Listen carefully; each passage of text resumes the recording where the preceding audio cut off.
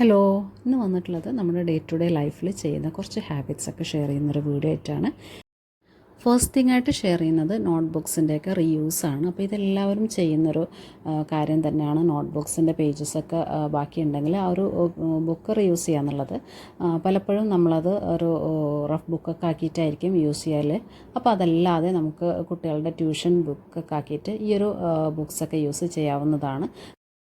അപ്പോൾ ഇങ്ങനെ നമ്മൾ റീയൂസ് ചെയ്യുമ്പോൾ നമ്മൾ യൂസ് ചെയ്തിട്ടുള്ള പേജസിൻ്റെ സെപ്പറേഷന് വേണ്ടിയിട്ട് ചെയ്യാവുന്ന ഒരു കാര്യമാണ്. ഇതുപോലെ മാർജിൻ വെച്ചിട്ട് ആ ഒരു എഴുതിയിട്ടുള്ള പേജസൊക്കെ ഒന്ന് കട്ട് ചെയ്ത് മാറ്റുക. അതിനുശേഷം നമ്മുടെ ഫസ്റ്റ് പേജും പിന്നെ വന്നിട്ട് നെക്സ്റ്റ് ഒരു ഫെയർ പേജ് ഉണ്ടാവില്ലേ, ആ ഒരു പേജും തമ്മിൽ കൂട്ടിയിട്ട് ഇതുപോലെ ഒന്ന് ഫോൾഡ് ചെയ്ത് വെക്കുക. ഒരു ട്രയാങ്കിൾ ഫോമിൽ ഫോൾഡ് ചെയ്തിട്ട് ആ ഫോൾഡ് ചെയ്തിട്ടുള്ള പാർട്ട് നമ്മുടെ നോട്ട്ബുക്കിൻ്റെ മെയിൻ ചട്ടയിലൊക്കെ ഒന്ന് സ്റ്റിക്ക് ചെയ്ത് വെച്ചിട്ടുണ്ടെങ്കിൽ അത് നല്ല സ്ട്രോങ് ആയിട്ട് തന്നെ കിടക്കുകയും ചെയ്യും. നമുക്ക് ആ ഒരു എഴുതിയിട്ടുള്ള ഭാഗം ആയിട്ട് നമ്മൾ പുതിയതായിട്ട് എഴുതുന്ന നോട്ട്സ് കാര്യങ്ങളൊന്നും മിസ്സപ്പ് ആവാണ്ടൊക്കെ നമുക്ക് നല്ല രീതിയിൽ ഈ ഒരു നോട്ട്ബുക്ക് യൂസ് ചെയ്യാൻ വേണ്ടിയിട്ട് പറ്റുന്നതാണ്. അപ്പോൾ എപ്പോഴും നമ്മൾ ഒരു ഫ്രഷ് നോട്ടാണ് ഉദ്ദേശിക്കുന്നതെങ്കിൽ എപ്പോഴും ആ ഒരു ലാസ്റ്റിൽ നേരത്തെ എഴുതിയിട്ടുള്ള പോർഷൻസൊക്കെ കട്ട് ചെയ്ത് മാറ്റിയിട്ട് നീറ്റാക്കിയിട്ട് വേണം കൊടുക്കാൻ വേണ്ടിയിട്ട്. കാരണം അത് മിസ്സപ്പ് ആവാനും പിന്നെ നമ്മൾ ഒരു ഫ്രഷായിട്ടൊരു സബ്ജക്റ്റ് പഠിക്കുമ്പോൾ അതിൻ്റെ സൈഡിൽ വേറൊരു സബ്ജക്റ്റും വരാണ്ടിരിക്കാൻ വേണ്ടിയിട്ട് ട്രൈ ചെയ്യുക.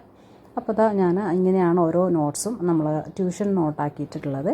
ഇനി ഇതിലേക്ക് ഏതാണോ സബ്ജക്റ്റ് യൂസ് ചെയ്യുന്നത് അതിൻ്റെ പേരും കൂടെ ഒന്ന് എഴുതി കൊടുത്തിട്ടുണ്ട്. പിന്നെ ഇത് വന്നിട്ട് ഇങ്ങനെ സ്റ്റിക്കും കൂടെ ചെയ്തെടുത്തിട്ടുണ്ടെങ്കിൽ അത് നല്ല നീറ്റിൽ തന്നെ നമുക്ക് യൂസ് ചെയ്യാൻ വേണ്ടിയിട്ട് പറ്റുന്നതാണ്.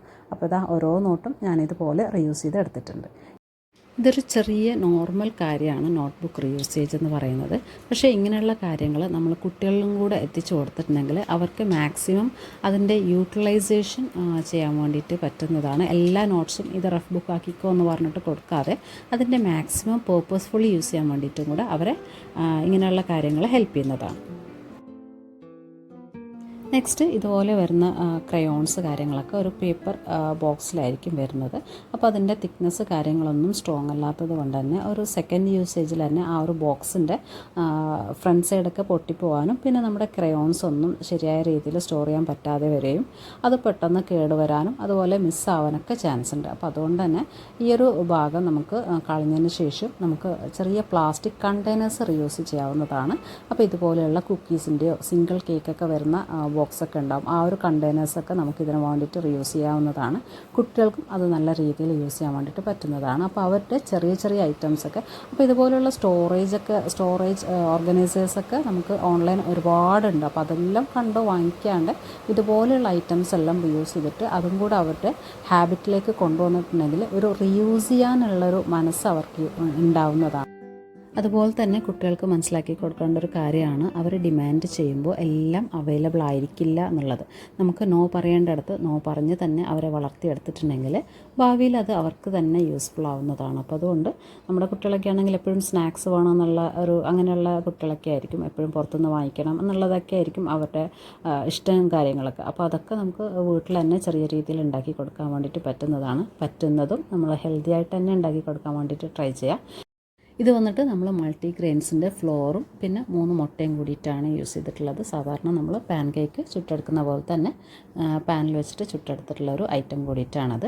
നെക്സ്റ്റ് വന്നിട്ട് കുട്ടികളായിട്ട് കുറേ പേരുണ്ടെങ്കിൽ അവർക്ക് ഇടയ്ക്കിടയ്ക്ക് വിശപ്പുണ്ടാവും. അതുപോലെ തന്നെ കുറേ കുട്ടികൾ ഒരുമിച്ചിരിക്കുന്ന ആ ഒരു വെക്കേഷൻ ടൈം കാര്യങ്ങളൊക്കെ ആണെങ്കിൽ അവർ സ്നാക്സ് കാര്യങ്ങളൊക്കെ ഇടയ്ക്കിടയ്ക്ക് ഡിമാൻഡ് ചെയ്തിട്ടുണ്ടാവും. അപ്പോൾ അങ്ങനെയുള്ള ടൈമിൽ നമുക്ക് ഈസി ആയിട്ട് നമ്മുടെ ടൈം വേസ്റ്റ് ആക്കാതെ ചെയ്തെടുക്കാൻ പറ്റുന്ന ഒരു ഐറ്റം കൂടിയിട്ടാണ് ഇതുപോലെ ആവിയിൽ വേവിച്ചെടുക്കുന്ന പലഹാരം കാര്യങ്ങളൊക്കെ. അപ്പോൾ ഇത് നമുക്ക് അവർക്ക് ബ്രേക്ക്ഫാസ്റ്റ് ആയിട്ടും കറികൾക്കൊപ്പം കൊടുക്കാനും ഈവനിങ് സ്നാക്സൊക്കെ ആക്കിയിട്ട് കൊടുക്കാൻ വേണ്ടിയിട്ട് പറ്റുന്നതാണ്. അപ്പോൾ ഇത് കുറച്ച് ഹെൽത്തിയും കൂടിയിട്ടാണ്, അതുപോലെ നമ്മുടെ ടൈമും കൂടെ സേവ് ചെയ്യുന്നതാണ്.